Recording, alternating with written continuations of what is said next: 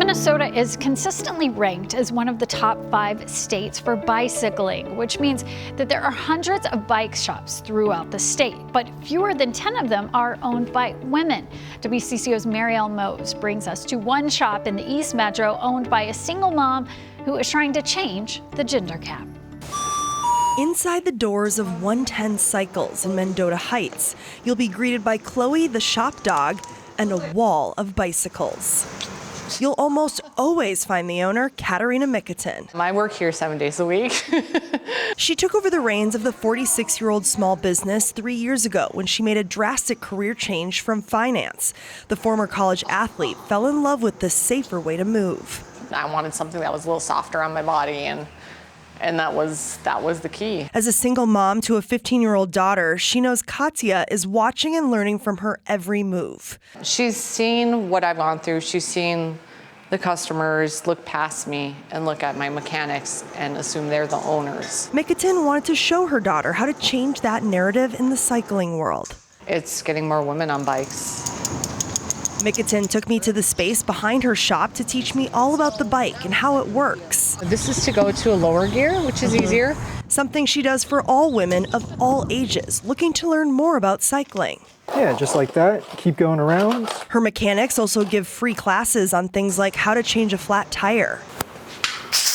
There we go. It's critical. Missy McGinty is a loyal customer at OneTen Cycles. She hopes shops like this make cycling less intimidating and get more women into it. If you're unsure, start somewhere where somebody knows how to guide you and help you be successful. Mikatin says cycling isn't about being the best athlete, but simply having the best time doing it. I always tell people, think about it like when you were a kid. You loved it. That feeling comes back. In Mendota Heights. Love it! Marielle Mose, WCCO News. A beloved community center was built with the help of a hometown hero and an NFL quarterback that you may have heard of.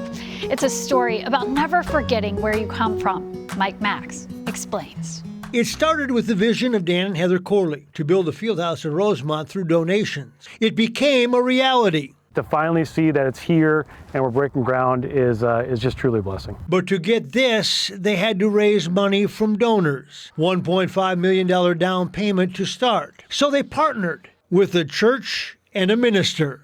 We prayed about it, and sure enough, we're saying, let's go forward with it.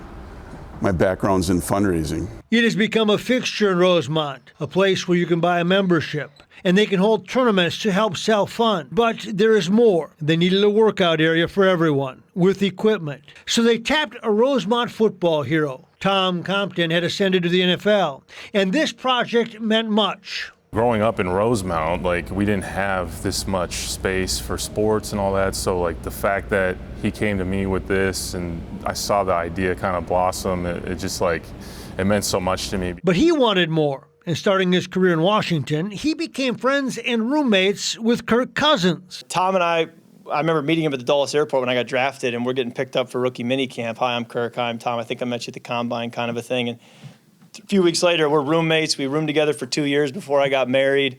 And I would say, now, where are you from? And he'd say, I'm from Rosemount, Minnesota. They both ended up at the Vikings. And Tom was hesitant to ask his friend, teammate, and now wealthy quarterback to make a donation to his now pet project. No questions. He said, yeah, absolutely. He was on board right away. I was kind of shocked. I figured he would be like, let me take a look at everything. Proposal. Yeah. And on this night, they honor Compton at the field house he helped build with the help of Cousins. Probably my best friend in pro football. I now live where he grew up.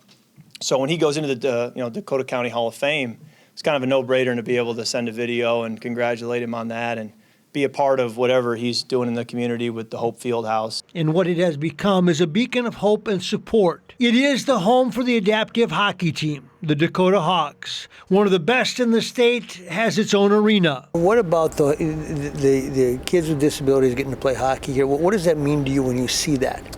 You become emotional because you see fans screaming and cheering as if it was a varsity hockey game out on the ice. They are recognized with value. Very cool.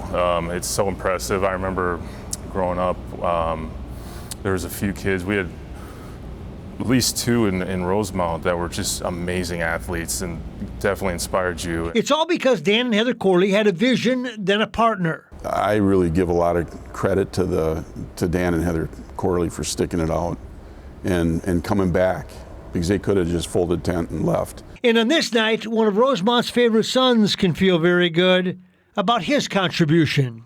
It's unreal. I mean, like you said, just having everyone kind of from the bottom of their heart coming out, donating, raising the funds, and just having a place for kids, adults to have a good time. That's our show. We hope that it lifted you up, maybe even inspired you to do some good this week.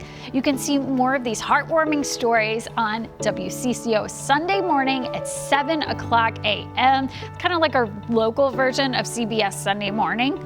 And if you have a story you'd like to send to us, we'd love to hear. I get some of the best stories from this. Send us an email, a tip. Go to wcco.com/uplift. Thank you, friends, for being here. We'll see you next week.